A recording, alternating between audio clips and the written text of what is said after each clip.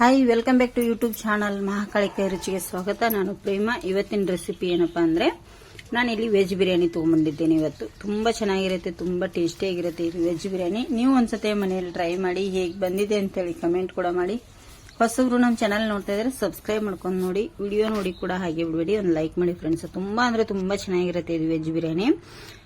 ಮನೆಯಲ್ಲಿ ಇರುವಂತ ಪದಾರ್ಥದಿಂದನೇ ವೆಜ್ ಬಿರಿಯಾನಿ ಮಾಡಬಹುದು. ಅದು ಹೇಗೆ ಅಂತ ಹೇಳಿ ನೋಡೋಣ ಬನ್ನಿ.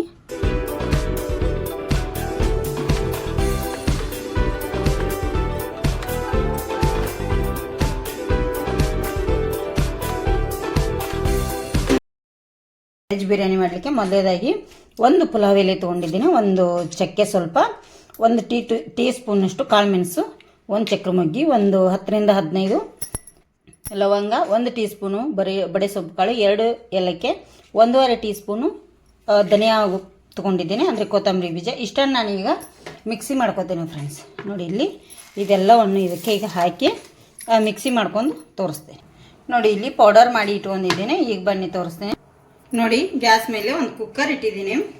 ಅದಕ್ಕೆ ಸಾಧಾರಣ ಒಂದು ಅರ್ಧ ಬಟ್ಲಷ್ಟು ಎಣ್ಣೆ ಕೂಡ ಹಾಕ್ತೀನಿ. ಎಣ್ಣೆ ಸ್ವಲ್ಪ ಜಾಸ್ತಿ ಬೇಕು ಫ್ರೆಂಡ್ಸ್ ಇದಕ್ಕೆ.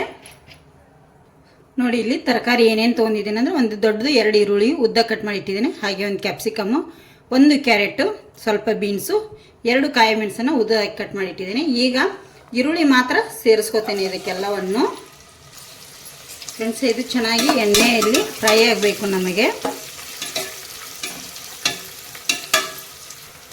ನೋಡಿ ಕಲರ್ ಚೇಂಜ್ ಆಗ್ತಾಯಿದೆ, ಇನ್ನೊಂದು ಸ್ವಲ್ಪ ಕಲರ್ ಚೇಂಜ್ ಆಗಬೇಕು. ನೋಡಿ ಕಲರ ಹೇಗೆ ಚೇಂಜ್ ಆಗಿ, ಇನ್ನೂ ಕಲರ್ ಚೇಂಜ್ ಆಗಬೇಕು. ನೋಡಿ ಇಲ್ಲಿ ಈ ಥರ ಈರುಳ್ಳಿ ಸ್ಲೋ ಉರಿಯಲ್ಲಿ, ಇದರಿಂದ ಸ್ವಲ್ಪ ನಾನೀಗ ತಗೋತೇನೆ, ಜಾಸ್ತಿ ಏನಿಲ್ಲ, ಒಂದು ಇಷ್ಟು ತಗೋತೇನೆ. ನೋಡಿ ಈಗ ಇದನ್ನು ಸೈಡ್ ಮಾಡ್ಕೋತೇನೆ ಎಲ್ಲ. ನೋಡಿ ಫ್ರೆಂಡ್ಸ, ಈರುಳ್ಳಿ ಎಲ್ಲ ಸೈಡ್ ಮಾಡಿದ್ಮೇಲೆ ಸ್ವಲ್ಪ ಒಂದು ಅರ್ಧ ಟೀ ಸ್ಪೂನಷ್ಟು ಜೀರಿಗೆ ಹಾಕೋತಾ ಇದ್ದೀನಿ.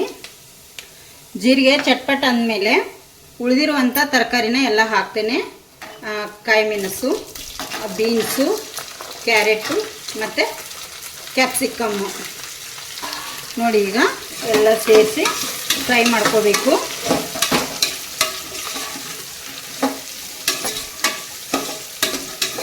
ನೋಡಿ ಈ ಥರ ಎಲ್ಲ ಸೇರಿಸಿ ಈಗ ಚೆನ್ನಾಗಿ ಫ್ರೈ ಮಾಡ್ತೇನೆ.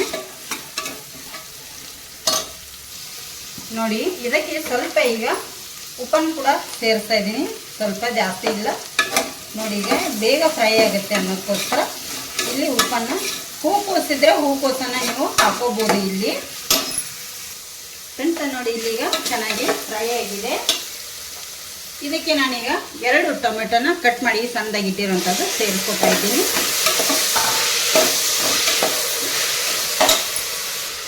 ಟೊಮೆಟೊನ ನಾವೀಗ ಚೆನ್ನಾಗಿ ಮೆತ್ತಗಾಗೋವರೆಗೆ ಫ್ರೈ ಮಾಡ್ಕೋಬೇಕು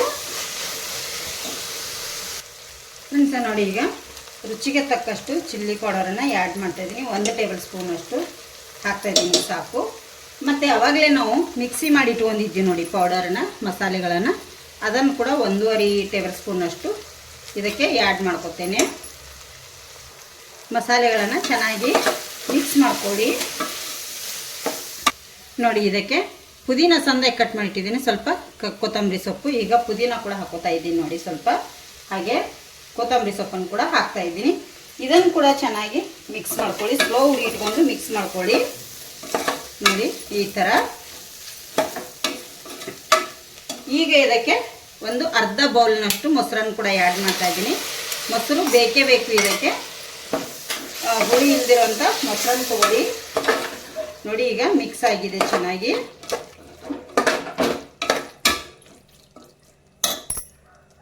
ಫ್ರೆಂಡ್ಸ್, ನಿಮ್ಮ ಹತ್ರ ಹಸಿ ಬಟಾಣಿ ಇದ್ದರೆ ಸ್ವಲ್ಪ ಹಾಕ್ಕೊಳ್ಳಿ. ನಾನು ಹಸಿ ಬಟಾಣಿ ಇರೋದ್ರಿಂದ ಮೇಲೆ ಹಾಕ್ತಾ ಇದ್ದೀನಿ, ಎಣ್ಣೆಲಿ ಹಾಕಿದರೆ ಇದು ಆಗ್ತೈತೆ ಅಂಥೇಳಿ.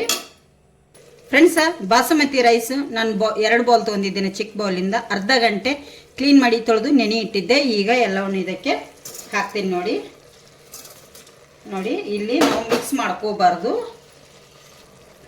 ನೋಡಿ ಇದನ್ನು ನಾವು ಕೈಯಿಂದ ಒಂದೇ ಕಡೆ ಮಾಡಬೇಕು, ಎಲ್ಲವನ್ನು ಮಿಕ್ಸ್ ಮಾಡೋದಕ್ಕೆ ಹೋಗಬೇಡಿ ಫ್ರೆಂಡ್ಸ್. ಆವಾಗಲೇ ಚೂರು ಉಪ್ಪನ್ನು ಆ್ಯಡ್ ಮಾಡಿದ್ವಿ, ಈಗ ಒಂದು ಚೂರು ಉಪ್ಪನ್ನು ಇಲ್ಲಿ ನಾನು ಮೇಲ್ಗಡೆ ಹಾಕ್ತಾ ಇದ್ದೀನಿ.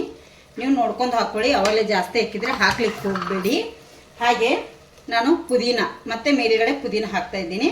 ಹಾಗೆ ಕೊತ್ತಂಬರಿ ಸೊಪ್ಪು ಇದನ್ನೆರಡನ್ನು ಕೂಡ ಇಲ್ಲಿ ಹಾಕ್ತಾ ಇದ್ದೀನಿ ನೋಡಿ ಇದ್ರ ಮೇಲೆ. ಫ್ರೆಂಡ್ಸ್, ಅವಾಗಲೇ ಈರುಳ್ಳಿ ಫ್ರೈ ಮಾಡಿ ಇಟ್ಟಿದ್ದೀವಲ್ಲ ಅದನ್ನು ಕೂಡ ಈಗ ಮೇಲೇನೆ ಹಾಕಬೇಕು ನೋಡಿ. ಈ ಥರ ಈಗ ಹೇಗೆ ಕಾಣ್ತಾ ಇದೆ, ಚೆನ್ನಾಗಿ ಕಾಣ್ತಾ ಇದೆಯಲ್ಲ. ಈಗ ಇದಕ್ಕೆ ಒಂದು ಅರ್ಧ ಕಪ್ಪು ನೀರನ್ನು ಆ್ಯಡ್ ಮಾಡ್ತೇನೆ. ಫ್ರೆಂಡ್ಸ್, ನೀರು ಒಂದು ಅರ್ಧ ಕಪ್ಪನ್ನು ಆ್ಯಡ್ ಮಾಡ್ತಾ ಇದ್ದೀನಿ. ಯಾವ ಕಪ್ಪಿಂದ ಅಕ್ಕಿ ತೊಗೊಂಡಿದ್ನಲ್ಲ ಅದೇ ಕಪ್ಪಿಂದ ಅಕ್ಕಿ ನಾವು ಅರ್ಧ ಗಂಟೆ ನೆನೆ ಇಟ್ಟಿರೋದ್ರಿಂದ ಜಾಸ್ತಿ ನೀರು ಆ್ಯಡ್ ಮಾಡ್ಲಿಕ್ಕೆ ಹೋಗಬೇಡಿ. ಈಗ ನಾನು ಇದನ್ನು ನಿಮಗೆ ನೀರು ಎಷ್ಟಾಗಿದೆ ಅಂಥೇಳಿ ತೋರಿಸ್ತೇನೆ. ಸ್ವಲ್ಪ ಹೀಗೆ ಮಾಡ್ಕೊಳ್ಳಿ ನೋಡಿ. ಈಗ ಮೊಸರೆಲ್ಲ ಹಾಕಿರೋದ್ರಿಂದ ನಮಗೆ ನೀರು ಜಾಸ್ತಿ ತಗೊಳ್ಳೋದಿಲ್ಲ. ಈಗ ಇದನ್ನು ಮುಚ್ಚಳ ಮುಚ್ಚಿಬಿಡ್ತೇನೆ ನೋಡಿ. ಇಲ್ಲಿ ಮುಚ್ಚಳ ಮುಚ್ಚಿ ಒಂದು ವಿಜಿಲ್ ಮಾತ್ರ ಬರ್ಸ್ಕೊತೇನೆ, ಜಾಸ್ತಿ ಇಲ್ಲ.